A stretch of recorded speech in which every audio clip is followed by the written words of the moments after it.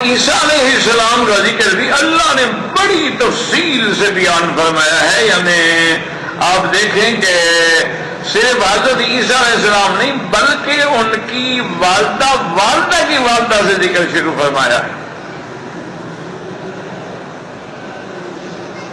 اذ قالت امرأة عمران رب انی نذرت لك ما في بطنی محررا فتقبل منی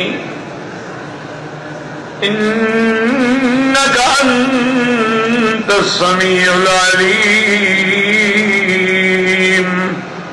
امرأة عمران ان نے منت مانی کہ یا اللہ میرے بدن میں جو بچہ ہے میں تیرے نام پہ وقف کر دوں گی، تیرے گھر کی خدمت کے لیے وقف کر دوں گی. تو اس سے بھی علماء نے مسئلہ نکالا ہے کہ نظر ماننا تو جائز ہے لیکن اللہ کے لیے ہوگی، غیر اللہ کی نظر کفر اور شرک ہے. ایک مسئلہ اچھی طرح سمجھ لیا کریں.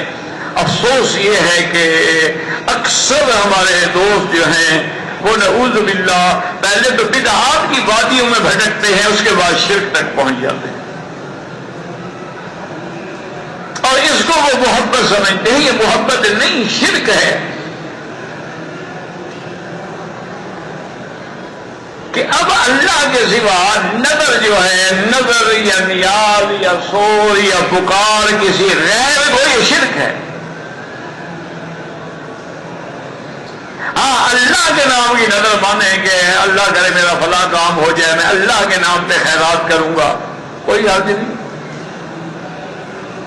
میں اللہ کے گھر کا طواف کروں گا، میں عمرہ کروں گا، کوئی بات نہیں.